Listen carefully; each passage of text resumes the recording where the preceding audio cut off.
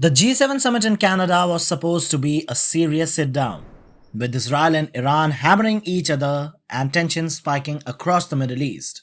World leaders had gathered to figure out how to prevent a full blown regional war. But then Trump did what Trump does best: steal the spotlight. He abruptly bailed out from the summit, threw some gasoline on the drama, and fired off a shot at French President Emmanuel Macron on his social media platform. He stated that Macron is a publicity seeking and he always gets it wrong.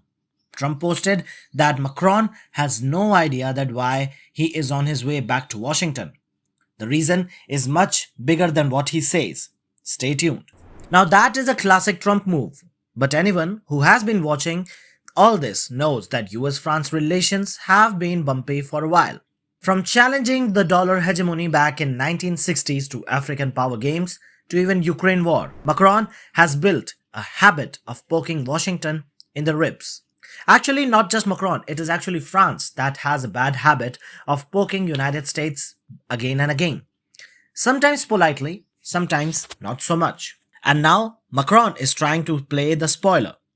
Right when Trump needs everyone singing from the same song sheet on Iran, Macron has a different plan. As Trump and Israel are tightening pressure on Tehran, Macron has suddenly appointed himself as chief peacemaker. After a French defense cabinet meeting, Macron instructed his foreign minister, Jean-Noël Barrot, to kick off a new European initiative aimed at negotiating a ceasefire between Israel and Iran. The details as of now are very thin, but Alice isn't giving much away. What we know is that Macron is teaming up with his E3 partners, Germany and the UK, who have already spent years banging their head against the wall trying to drag Iran back into serious nuclear talks. A new official spilled a bit more to the local media network. EU's foreign policy chief Kaja Kallas will also join the E3 crew for a face-to-face sit-down with Iran's foreign minister in Geneva this Friday. The goal is to get Tehran back on the table before the powder keg explodes any further. But Donald Trump and Israel are having nothing of it. During the G7, Macron claimed that there is an offer that has been made to Trump, hinting at some kind of ceasefire prospect.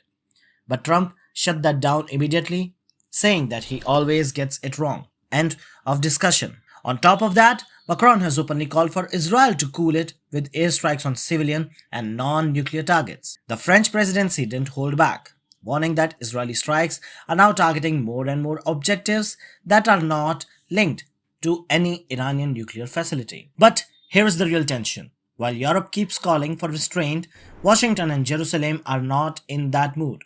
For Trump, pressure is leverage, but for Macron, it is a ticking bomb that can also hamper the already strained energy needs. So make no mistake, this isn't just about peace talks. It is Macron that is playing a very long game. For years, France has tried to carve out his own foreign policy identity, one not tied to Washington's lead. This Iran war has given him another chance to plant that flag, and that, while Europe has limited leverage over Tehran, Macron knows that even the perception of diplomatic movement buys him relevance. And of course, Iran is not complaining. With the US locked in with multiple foreign policy headaches, Ukraine, Russia sanctions, and now the Middle East boiling, Macron's initiative gives Tehran some breathing room, at least temporarily.